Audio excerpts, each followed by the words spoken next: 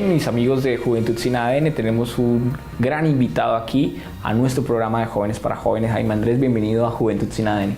Qué privilegio poder compartir con todos los jóvenes. Sé que son muchos los que nos están viendo en este momento. Siempre que los veo por el canal TRO, digo, bueno, algún día me gustaría estar ahí. Y bueno, hoy llegó el día de estar en el programa. Bueno, Jaime, qué privilegio tenerlo acá. Usted es una persona que, además de haber estado en el ejercicio político como concejal de Bucaramanga, siendo uno de los más jóvenes en el consejo, ha sido una persona que ha venido trabajando el tema social. Comencemos hablando de esa pasión suya por las juventudes, pero en especial aquellas juventudes vulnerables, jóvenes que han sido golpeados por el ADN del alcohol, la droga y la nicotina. Mucha gente nos ha conocido ahora en estos últimos 7 años en el campo político, pero antes de ser político hemos sido un líder juvenil que desde la iglesia y desde la pastoral juvenil hemos intentado despertar a tanto joven que anda sin un proyecto de vida y anda tan desubicado intentando encontrar respuestas en lugares equivocados. Y por eso hoy muchos de los que nos están viendo están probando 1000 cosas, tratando uno de encontrar cuál es el proyecto de vida para mí, qué quiero hacer con mi vida, no sé qué quiero, lo que estudio no me gusta, en el trabajo que estoy me siento infeliz. Muchos jóvenes desde muy pequeños empezaron a consumir droga por cuestiones de amigos, de abandono en el hogar, violencia intrafamiliar. Entonces, desde muy joven, desde mis 18 años, empezamos con un grupo de jóvenes a intentar de muchas maneras ayudarle a la juventud a encontrar un proyecto de vida, a despertarle la pasión, a que vuelvan a creer, que vuelvan a soñar, que como que abrieran los ojos. Y en esa búsqueda de jóvenes encontré que la drogadicción se nos había convertido en un enemigo silencioso. Y en este momento sé que hay mucha gente que dice, ay, ya otro con el cuento de la droga, ya está igual que el presidente, ya está igual que todo el mundo a ponerle peros al consumo. Pero es que el peor error de los jóvenes es creer que tienen la capacidad de controlar algo que en el momento en que se sale de control, no solamente pierden el control de lo que consumen o de lo que hacen, sino pierden el control de su propia vida. Y en el momento en que uno pierde el control de su propia vida, lamentablemente es una crónica de una muerte anunciada. Es cuestión de tiempo para verlo reducido a la miseria. Y frustra ver jóvenes tan capaces viendo del otro lado de la pantalla, verlos con una vida tan infeliz, y con una palabra en la cabeza llamada fracaso y sintiéndose en nadie y me quiero morir y me corto las venas y uno dice, por favor, ¿en qué momento el fracaso eso fue sinónimo de acabar con todo? Sin darnos cuenta que detrás de todo esto lo que hay son oportunidades. Muchas veces un buen padre, una buena madre es la que tiene la capacidad de escuchar a sus hijos, y cuando un hijo se siente escuchado no buscará en la calle lo que tiene en la casa.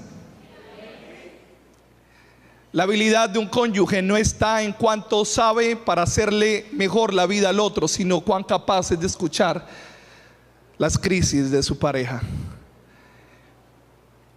Le hago una pregunta: ¿a quién estás escuchando? ¿A qué tipo de personas le abres tus oídos? Háblenos un poco de la experiencia de haber ido a buscar esos muchachos que están hoy conformando pandillas, ya que es otro nivel, ya donde las drogas tienen un control sobre la vida de las personas, pero también un control sobre los territorios, donde hablamos de las barreras invisibles que existen en los barrios. Hace 20 años hablar de drogadicción era algo caótico. Hoy el concepto de la droga es totalmente distinto. En ese entonces uno hablaba de bazuco, de marihuana, de heroína, de crack. Hoy tenemos toda una diversidad de drogas, desde sintéticas en adelante, donde el concepto ya no es un concepto de terrible la droga, ¿no? Ahora es, qué cool la droga. Y en esa filosofía que ha venido transformándose en la juventud, con preocupación encontramos que cuando hace 20 años salíamos a la calle a tratar de ayudar a los jóvenes, eran conscientes de que estaban en un problema. Entonces nos metimos en los barrios, nos dimos cuenta que el tema de drogadicción era simplemente la punta del iceberg. Debajo de eso había una cantidad de cosas. Entonces, dentro de un estudio que hicimos, el 80% de jóvenes consumidores tienen un vacío emocional que parte de un abandono en casa, violencia intrafamiliar, un abuso sexual o un rechazo por parte de la familia o de alguien. Otro componente que encontramos debajo de ese factor llamado droga, encuentro complejos. No saber quién soy, no saber qué quiero. Y en esa ausencia de no tener un proyecto de vida, hizo que los jóvenes buscaran de manera desaforada algo que medianamente los emocionara o les permitiera vivir un viaje.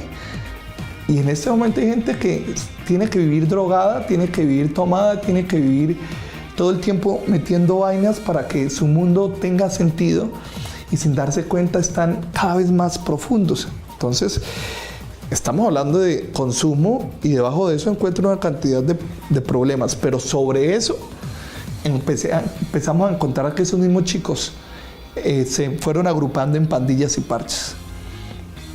Tristemente, en un parche de 20, 25 jóvenes, el 50% terminan en la cárcel o terminan muertos. Y del otro 50%, 25% tienen que ir de la ciudad.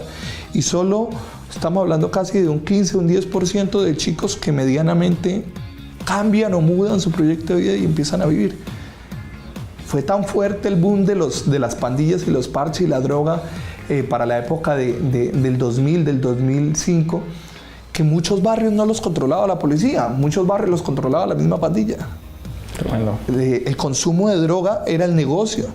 Entonces usted no me puede pasar. Y si un joven, recuerdo tanto en Morro Rico, que si un joven se pasaba de barrio a barrio, lo bajaban de una moto, lo bajaban del carro, era normal todos los días saber que hubo 1, 2, 3 muertos. Entonces dijimos, nuestro papel no es simplemente irles a llevar un mensaje y decirles ánimo, sino empecemos a trabajar. Y ahí fue donde nació un proyecto llamado Pacificando, que hoy ya lleva más de 8 años, no solamente entreteniendo jóvenes, sino formando jóvenes y cambiándoles el proyecto de vida. Muy bien, Jaime Andrés, vamos a ir a un pequeño corte comercial y ya regresamos con más de Juventud Sin ADN, donde él nos estará contando todo su trabajo social y todo su liderazgo en la juventud de Santander.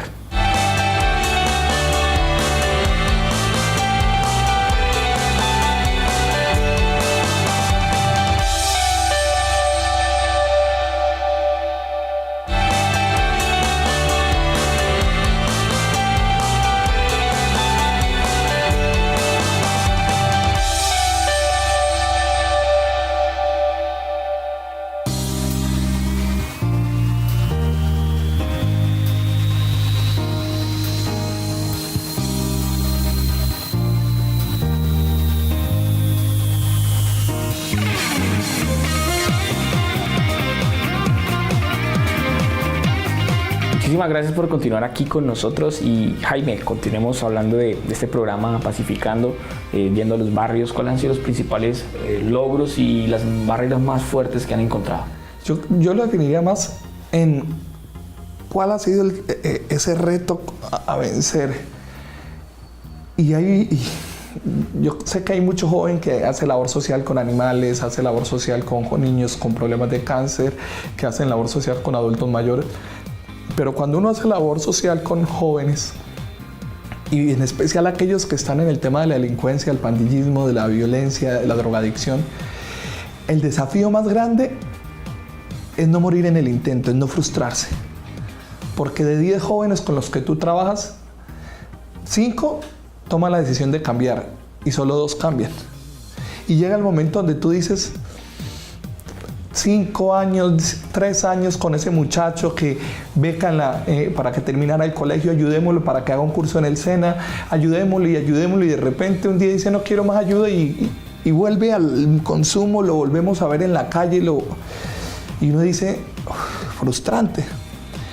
Yo creo que el reto de estos casi 20 años ha sido no rendirse. Y hay mucha gente que se siente igual que nosotros, que a veces uno dice, intentamos y parece que entre más intentamos, menos resultados se genera.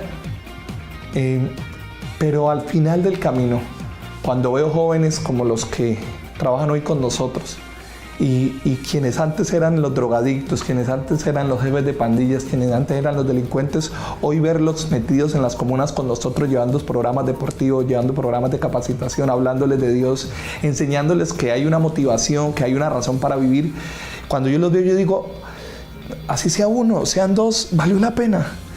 Pero es que lo más trágico, o no hay nada más trágico para un joven que perder la razón por la cual hacer las cosas. Hay mucho joven en la casa frustrado porque le perdió el sentido a estudiar, le perdió el sentido a trabajar, no tienen un sueño, no tienen una meta. Y en el trabajo social todos los días uno tiene que volver a soñar, volver a creer, volverlo a intentar. ¿Por qué? Porque no todos los que dicen querer cambiar cambian, no todo el que empieza un proceso lo termina. Pero eso no puede menguar en nosotros la fe y la convicción de que el que cambia no es el hombre, que el que cambia es Dios. Y hay un texto en un libro que muchos conocen llamado la Biblia, dice que si Jehová no edifica la casa, en vano trabajamos los que la edificamos. O sea, si Dios no hace algo en el corazón, por muchas cosas que intentemos con nuestras manos, difícilmente vamos a poder ver algo. Quizás hay un joven allá en la pantalla del Canal Tro escuchando este programa, esta entrevista, y está luchando con eso de las drogas porque se le murió su papá, sus papás se divorciaron, una ruptura de una relación amorosa, y ha caído en ese horrible vicio del ADN o del alcohol o de la droga o de la nicotina, pero él quiere salir, él quiere vencer ese horrible vicio. ¿Cómo lo haría? ¿Cuál sería la puerta? ¿Qué consejo le daría? Mira, casi siempre la persona que entra al tema de consumo es intentando llenar un vacío o intentando escapar de una realidad, ¿sí? Cuando yo converso con los muchachos les digo, ven, ¿por qué consumes? Me dice, es que no quiero saber nada de mi casa, la vida es muy infeliz. Siempre es en la búsqueda de escaparse de esa realidad. Y la única manera de combatir ese vacío es llenándolo. Pero lamentablemente la mayoría de jóvenes buscan en los lugares completamente equivocados cómo llenarlo. Entonces, nosotros enseñamos que a través de la fe en Dios podemos encontrar no solamente cómo llenar ese vacío, sino cómo desarrollar un proyecto de vida. Y ahí está el secreto. Yo tengo que cambiar mi desmotivación y mi dependencia al alcohol, mi dependencia a la droga, mi dependencia por una meta, un sueño. El joven que no tiene un sueño, el joven que no tiene un plan, el joven que no se traza un reto así sea diario, no tiene una razón para levantarse. Si usted me pregunta, dime Andrés, ¿todos los sueños que se ha trazado los ha cumplido? No, yo creo que he fracasado más de lo que he logrado. Pero la vida se trata no de cuántas veces has vencido, sino de cuántas cosas has intentado, cuántas batallas has llevado a cabo. Porque es que el gran guerrero no se mide por la cantidad de victorias, sino la cantidad de batallas. Porque aún las batallas que se pierden nos enseñan, algo nos enseñan. Para mí las derrotas no son simplemente derrotas, son oportunidades para empezar a ver las cosas desde una óptica distinta. Si alguien perdió a alguien, no se puede quedar llorándolo toda la vida, tiene que empezar a replantearlo. Si esa persona te dejó, no puedes quedarte toda la vida llorando por qué se fue. Antes, por el contrario, ¿qué pasó? ¿Qué no funcionó? ¿Qué estoy haciendo mal? Cuando las cosas en casa no funcionan, con papá, con mis hermanos, cuando fuimos víctimas de un abuso, de un maltrato, pues hay que buscar una razón y una motivación que nos mueva todos los días a querer intentar luchar y levantarnos. Cuando un joven encuentra un sueño y se apasiona por él, créame que cualquier vicio, cualquier yugo, cualquier cosa que lo viene desbaratando, es cuestión de tiempo para que eso sea erradicado. Yo mis sueños personales los conecto con los de Dios. Entonces ya yo sé que Dios para mí me quiere pues llevar a hablar también con muchos jóvenes, a predicar, a cantar, y eso se va a ligar con mi trabajo. Entonces yo sueño con tener muchas peluquerías, con tener muchas personas trabajando, también obviamente dar la oportunidad de trabajo, ayudar a las personas que los sueños se cumplan, ayudar a las personas a que sueñen y que no se lleven esa mentalidad de no puedo, soy pobre o vivo en el norte, no, sino que uno se esfuerce por sacar, o sea, esforzarse por lo que uno quiere. La verdad es que Pacificando ha sido una experiencia muy enriquecedora. Mientras uno esté vivo, uno tiene esperanza y si uno se agarra con Dios, todos los sueños se van a cumplir. Aquí vamos a nuestro segundo corte comercial y ya regresamos con Juventud Sin ADN y estaremos hablando ya en sí qué motivó a Jaime Andrés a ser concejal de Bucaramanga. Así que los esperamos de regreso después de comercial.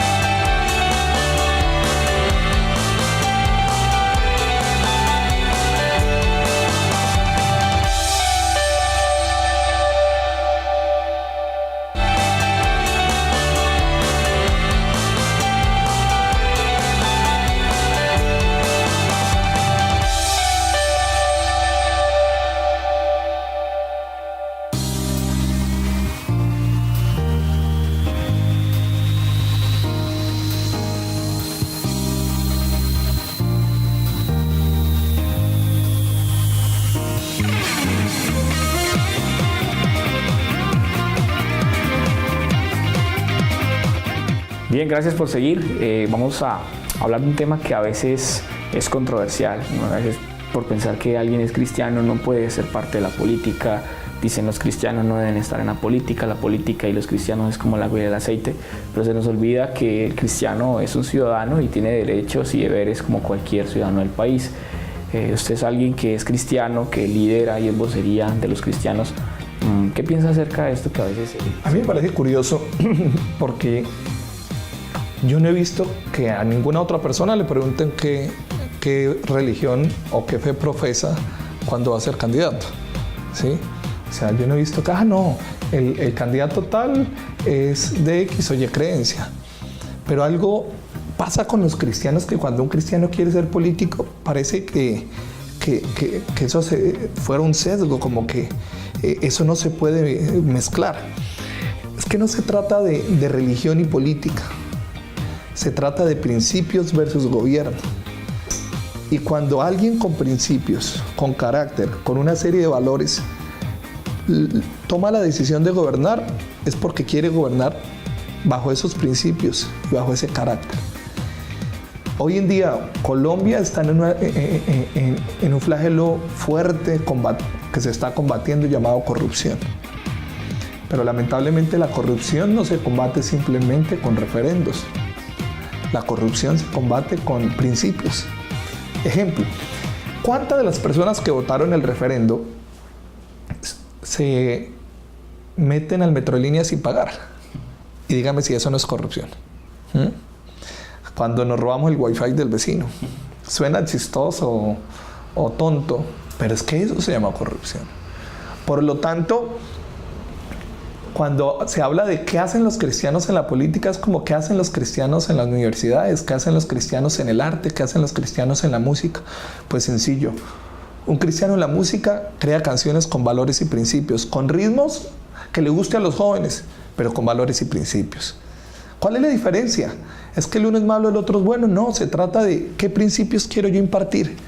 Un cristiano en el gobierno lo que busca es impartir unos principios que no intenten volver religiosa a la política, no, es hacer política con principios. ¿Cómo resume usted ya su paso por el Consejo Municipal, logrando en una primera instancia ser elegido no recuerdo bien el dato, entre 4.000 y 5.000 votos, pero ya en una segunda instancia esos votos se triplicaron a 12.000, creo que 12.004 votos fueron los que usted obtuvo ya en las pasadas elecciones? Viendo una aceptación bastante notable, o sea, se notó su trabajo en el primer periodo, ahora en el segundo ha sido un periodo donde hace unos meses pues, renunció, pero ¿cómo resume esa experiencia? Para mí eso fue una experiencia muy enriquecedora, vuelvo y reitero, porque las expectativas no eran llegar al Consejo, eran que la ciudad en pleno conociera una realidad que se estaba ocultando. Recuerdo tanto el primer debate que hicimos en torno a los carritos del narcomenudeo y le mostramos a la policía cómo bandas de microtráfico usaban niños para transportar droga y les pagaban de acuerdo a la cantidad de drogas que transportaban.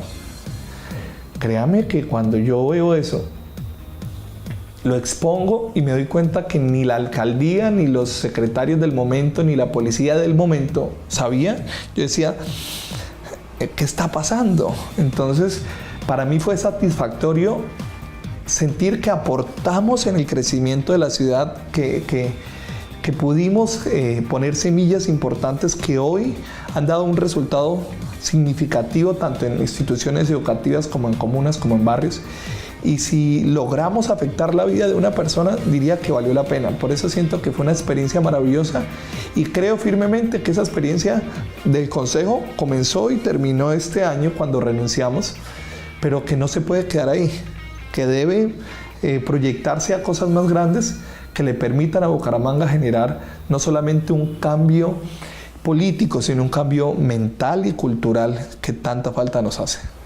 Excelente, Jaime, pues mi admiración. Nos conocimos hace más o menos unos 5 o 6 años atrás, una anécdota que no tenía unos micrófonos para grabar este programa y a través de usted pues pude conocer a Juan Manuel, que es nuestro productor, que está detrás de nuestras cámaras. Y bueno, pues de alguna u otra forma darle las gracias porque usted aportó ese granito de arena para ya en diciembre del 2014 grabar nuestro primer programa Juventud sin ADN. Y retarlos. Reitero las palabras que te dije anteriormente. El mayor reto de un sueño no es alcanzarlo, es ser constante, porque muchos de estos proyectos juveniles terminan acabándose con el tiempo, pero uno tiene que ser perseverante y reto a todo este equipo de ADN para que cada día se llenen de fuerzas, de ganas, de entusiasmo y puedan entender que no se trata de cuánta gente nos está viendo, sino a cuánta gente podemos afectar el corazón. Si en este momento alguien de las personas que nos vio toma la decisión de dejar la droga, si alguien de las personas que nos vio toma la decisión de volver a soñar, de volver a creer, este programa valió la pena. Y yo creo que ese es el reto y el desafío de lo que se hace a través de él. Muchas gracias, Jaime Andrés. Este es su espacio y esperamos en una próxima oportunidad que venga aquí a Juventud sin ADN sirviéndole a nuestra sociedad. El honor es mío, espero poder volver a estar aquí. Para mí es un privilegio, hace tiempo quería compartir en este programa y bueno y qué dicha poder estar, espero que sea la primera de muchas. Bien, hemos llegado a la parte final de nuestro programa. Los invito a que nos sintonice todos los sábados a las 3:30 de la tarde por el canal TRO. No olviden seguir nuestras redes sociales en Facebook y en YouTube y a través de Instagram a través de nuestro nombre Juventud sin ADN.